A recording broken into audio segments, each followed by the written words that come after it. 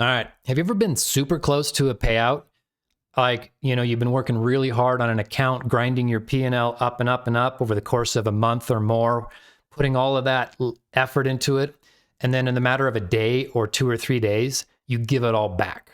It's a common experience for most traders, especially at first. I know for me, I had that experience last June for my very first time. I think it was June, somewhere late spring, early summer. And it crushed me, man. I worked so hard on that account. I was getting close to payout. Like I could almost see it around the corner, just another week or two away. And then the matter, I think, of like 3 days, I gave everything back and it crushed me. Now, there are a few reasons why this can happen, but I want to go into just one reason in particular because it's very mechanical. It's not a psychology thing. It's just a mechanical thing that we can implement into our trading. And for me, has prevented that ever since. And I'll show you in a minute. I got data to back that up. So yeah, real quick before we get into that tip that I have, here's today's trade. I went and took this break-even short. I'm not going to go into details on it. I was offsides for my draw on liquidity. The trade was break-even because I wasn't certain of my risk being correct after I entered. So I went break-even real quick and got tapped out. It would have hit TP1 and TP2. Which I'm okay with. I don't often take a break-even trade. We can see here today break-even. There's only one break-even trade out of this 15 trades. And but I also like to denote that it would have been a break-even winner.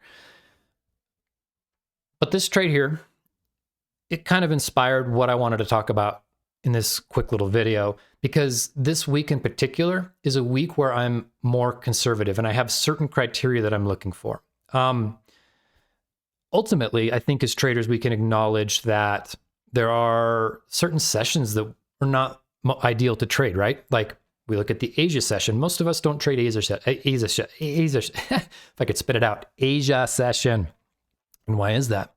Well, for one, it's a little unpredictable. It doesn't have the volatility that we like, and it doesn't tend to follow the rules as well.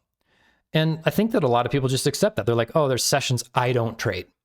And sometimes it's more of a like logistical reason, like I can't trade the Asia session because it's, in the middle of the night for me.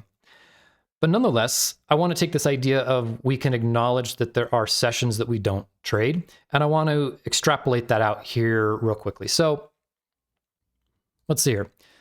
So the idea is that not every day is a trading day. And similarly, not every week is a full trading week.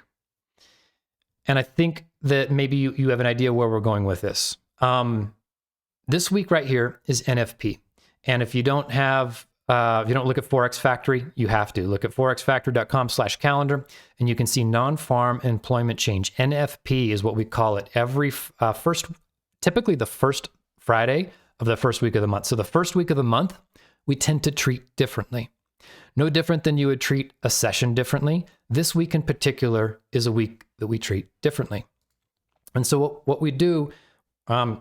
I do is I change my approach for this particular week each month. And it's really saved my butt and it's helped my trading a ton.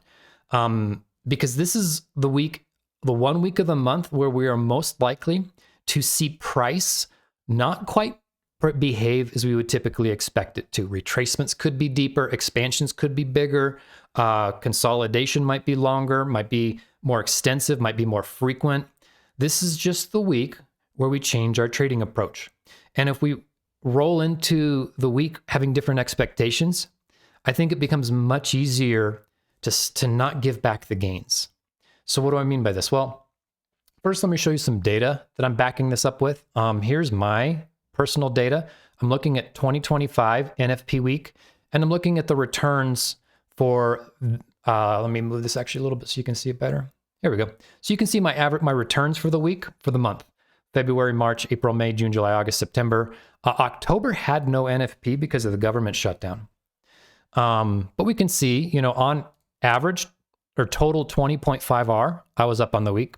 But what's super interesting is on NFP week, what we can see is if I break it down day by day, Monday, Tuesday, Wednesday, Thursday, Friday. On Monday, I'm up 9R.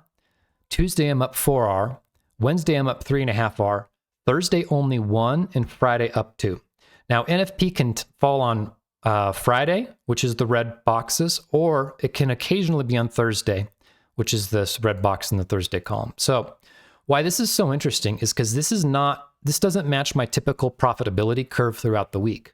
Typically throughout the week, I would see Monday as kind of an okay day. Tuesday, Wednesday, Thursday are my best days. And then Friday trails off back down to okay.